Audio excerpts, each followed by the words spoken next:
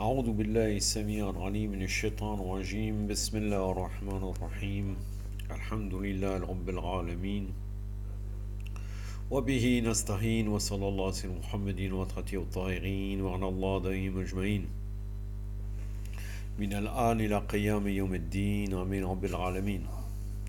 Une vidéo concernant toujours la suite de la croyance de la secte Baqi, ou bien on pourrait dire là ça concerne aussi un sujet de fiqh. C'est toujours le livre Sharh Sunnah, le volume 1. J'en suis au Hajj et le djihad avec l'imam. L'imam, il veut dire le dirigeant oppresseur. Bien entendu, le dirigeant en général, qu'il soit oppresseur ou juste. Je vous prends avant cela le guide du musulman, Sayyid al-Khoui, rahmatullah alayh. Les conditions pour diriger la prière. Je ne vais pas vous citer, je ne vais pas m'éterniser, c'est-à-dire je vais juste vous citer une phrase. Pour être imam de prière, juste imam de prière, là c'est pas il va diriger le djihad. Il faut être adulte, saint d'esprit, chiite d'eau des mains, juste et de naissance légitime. Ce qui compte là, c'est la justice. On dit que la justice, là, c'est le fait de ne pas faire des grands péchés. C'est une obligation dans le chiisme, la justice. Et nous avons aussi, même d'ailleurs, ce qui prouve cela, même au niveau de la croyance vis-à-vis d'Allah Azzawajal, nous croyons à la justice divine, d'une manière totale.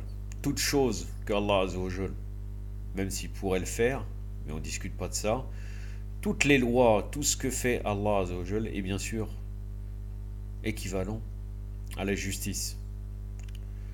Et c'est une justice qui est acceptable. C'est pas une justice comme ils font, c'est-à-dire eux ils disent si Allah Azzawajal il décide de, tu fais des actes de piété et Allah des actes de piété d'une manière sincère et Allah Azzawajal décide de t'envoyer en enfer, tu iras en enfer. Et ça c'est la justice d'Allah. Ou bien inversement, tu fais des actes mauvais toute ta vie volontairement et Allah Azzawajal décide que tu es au paradis, tu iras au paradis. C'est contraire à la justice divine. Le fondement, c'est la justice. Que dit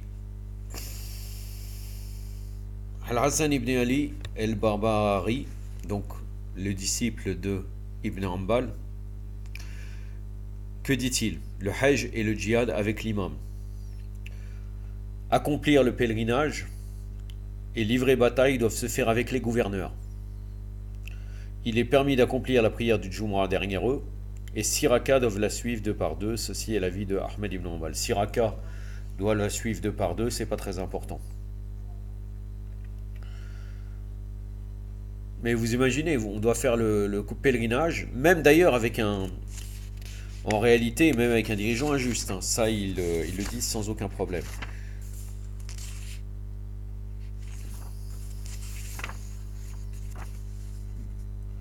Ça va pas être une vidéo très très longue. Donc je vous lis les commentaires de ce qu'il dit. Les fonctions de l'imam sont nombreuses. Donc là, c'est Fawzan, Charles Fawzan qui dit ça. Les fonctions de l'imam sont nombreuses et ont été mentionnées et regroupées dans les livres de Ahkam al-Sultaniya. Ça, c'est les règles juridiques se rapportant au sultan, donc aux dirigeants, qui ont été créés à ce sujet. Des livres tels Ahkam al-Sultaniya par Mawardi et Ahkam al-Sultaniya par Abu Ya'la al-Ambali et d'autres écrits à ce sujet contiennent des explications des fonctions de l'imam. Et ceci est mentionné dans les livres de fiqh ainsi que dans les livres de Aqida comme celui-ci. Car ce livre, Sharh Sunnah, est un livre de croyance. Premièrement, il est en charge, c'est-à-dire le dirigeant, de diriger les prières du Jumu'ah et des 2 fêtes, et les musulmans doivent accomplir la prière derrière lui. Sauf s'il choisit d'être remplacé par un savant ou un étudiant en sciences qui dirigera la prière des gens. Cependant, la base est qu'il est plus en droit d'être l'imam des prières du Jumu'ah et des 2 fêtes, mais il a ce droit, s'il le veut, de choisir un substitut, c'est ce qui est fait de nos jours.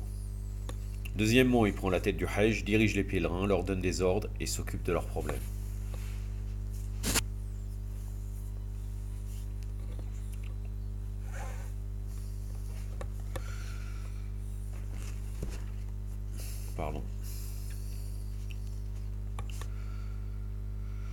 Établir le djihad dans le sentier d'Allah fait partie des devoirs de l'imam. Troisièmement, entreprendre le djihad pour la cause d'Allah. L'imam, là encore une fois, c'est le dirigeant. Entreprendre le djihad pour la cause d'Allah est d'une des fonctions de l'imam. Pour nous, bien sûr.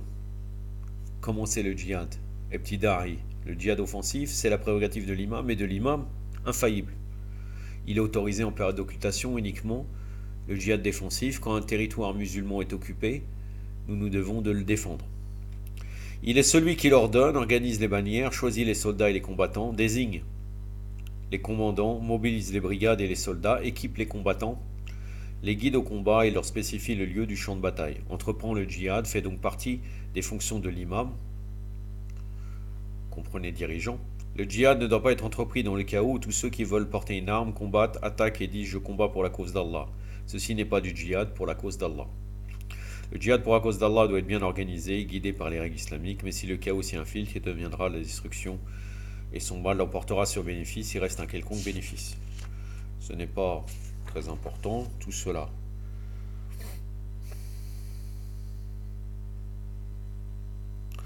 Ainsi diriger les musulmans durant le pèlerinage, la bataille, les prières du Jumu'ah et des deux fêtes font partie des devoirs du dirigeant. Il est permis, maintenant la phrase, il commande la phrase de Barbahari, il est permis d'accomplir la prière du Jumu'ah derrière eux. C'est-à-dire, même s'ils commettent des péchés et désobéissent, voilà. S'ils commettent des péchés et désobéissent, il n'y a pas de problème. Ils peuvent diriger la prière, selon eux. La prière doit être accomplie derrière eux, parce que la prière derrière eux est source d'unité. Et aussi, si un pécheur fait du bien, il faut coopérer avec lui dans celle-ci. C'est pour cela que lorsqu'il fut annoncé à Osman, la'natullah alayh, alors qu'il s'est été assiégé, un tel dirige la prière des gens alors qu'il n'est pas l'imam. Il s'agit plutôt d'un imam de tribulation, un imam d'histoire, de désordre. Il dit, ô mon neveu, si les gens font du bien, coopérez avec eux en cela, mais s'ils font du mal, abstenez-vous de leur mal. Ça c'est un hadith venant de Bukhari. Donc lorsqu'il prie, vous devez prier derrière lui s'il est le dirigeant, même s'il commet des péchés ou commet des actes contraires à la sunna du fait de l'avantage qui en découle. Nous voyons encore une fois très très bien que le bakrisme, à l'origine, les 4 écoles, est basé sous la soumission des dirigeants oppresseurs. Nous devons nous soumettre aux dirigeants oppresseurs. Et parce que la prière est un acte d'adoration, et si un désobéissant prie, doit être encouragé, il faut l'invoquer pour lui. Les compagnons prièrent derrière des dirigeants à propos desquels des remarques peuvent être faites, comme Al-Hajjaj et d'autres.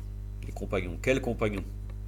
Les compagnons du messager d'Allah sallallahu alayhi wa sallam accomplirent la prière derrière eux, se soumettant à l'ordre du messager d'Allah et pour le bien de l'union. Selon eux, le prophète a légiféré comme quoi on doit prier derrière des injustes comme cela. Après, il y a les détails sur les 6 rakas, c'est pas très important.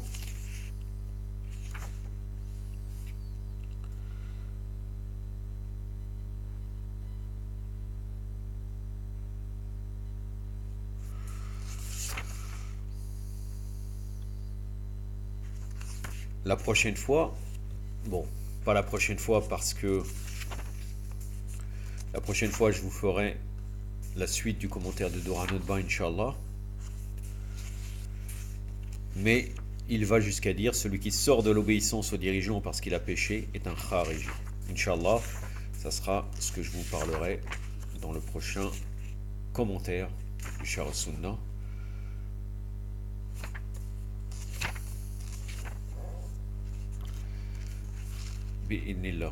J'en ai terminé avec cette vidéo. Pour finir, nous arrivons au mémorial des justes. Tome 2. Une petite histoire. Le récit numéro 79. Un conseil. À un homme qui le priait avec beaucoup d'insistance de lui dire quelques mots à titre de recommandation, le prophète sallallahu alayhi wa alayhi demanda, mettras-tu en application ce que je te dirai? Oui, ô envoyé d'Allah, répondit l'homme. Mettras-tu en application ce que je te dirai? Reprit le prophète. Oui, ô envoyé d'Allah, sallallahu alayhi wa. Mettras-tu en application ce que je te dirai? Oui, ô envoyé d'Allah.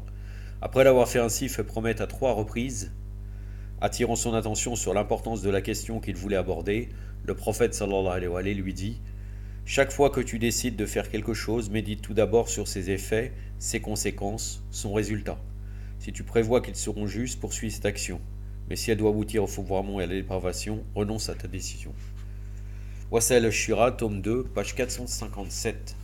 Donc, dans ce récit, nous voyons qu'avant de faire une action, on doit réfléchir à son bien ou à son mal. Si c'est mal, on doit s'abstenir.